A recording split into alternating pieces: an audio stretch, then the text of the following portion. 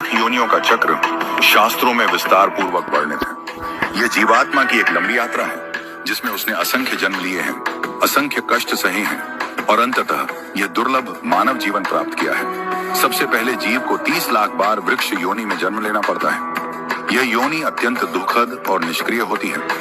न चलने की क्षमता, न बोलने की शक्ति, न ही किसी प्रकार की अभिव्यक्ति, केवल सहना ही सहना। सूर्य की तपती किरणें, वर्षा की बौछारें, आंधी की मार और ठंडी हवाओं का प्रहार, सब कुछ निःशब्द सहन करना पड़ता है। पतझड़ में पत्ता पत्ता झड़ जाता है, डालियां टूट जाती हैं और मनुष्य कुल्हाड़ी चलाकर उसे काट देते हैं। वृक्ष का जीवन मौन तपस्या है, बिना कुछ कहे केवल देना। इसके बाद जीव 9 लाख बार जलचर प्राणियों की योनियों में जन्म लेता है। मछलियां, केकड़े, शंख, झींगे जैसे अनेक जीव जो पानी में रहते हैं और जिनकी स्थिति भी अत्यंत दयनीय होती है। हाथ पैर रहित शरीर, कीचड़ और जल में रहना, मांस और सड़ी गली चीजें खाना और प्रायः एक दूसरे का मांस खाकर जीवन यापन करना पड़ता है। इस योनि में न भाषा होती है, न अभिव्यक्ति का माध्यम, बस जीविका की निरंतर तलाश। इसके पश्चात 10 लाख बार कृमि कीट योनि प्राप्त होती है, जहां जीव कीड़े मकोड़े बनकर गंदगी, नालियों, मृतदेहों और मलमूत्र में पड़े रहते हैं। कोई उन्हें पैरों से कुचल देता है, कोई उन्हें जलाकर मार देता है। इन योनियों में जीवन क्षणिक, असुरक्षित और अत्यंत तुच्छ होता है। फिर 11 लाख बार पक्षियों की योनि आती है। पक्षी जिनका आश्रय स्वयं पेड़ पौधे ही होते हैं। खाने को जोंक, कीड़े या जो सड़ा गला मिल जाए वही भोजन है।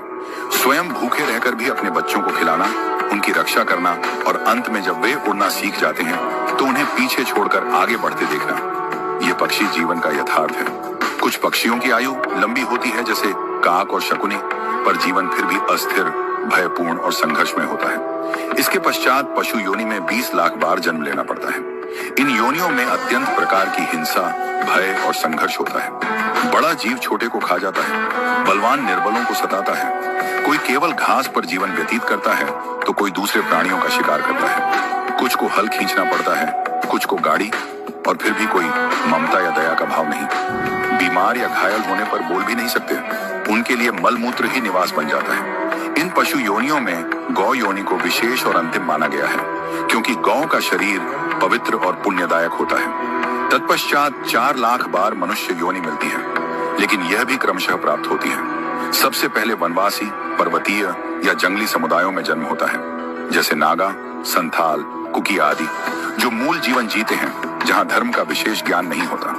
फिर अदम जातियों में जन्म होता है, जो वैदिक धर्म से वंचित होते हैं, जहां मदिरा, मांस, हिंसा और अधर्म ही जीवन का अंग बन जाता है। इसके बाद शूद्र कुल, फिर वैश्य, फिर क्षत्रिय और सबसे अंत में ब्राह्मण कुल में जन्म होता है। लेकिन यह ब्राह्मण जन्म केवल एक बार मिलता है।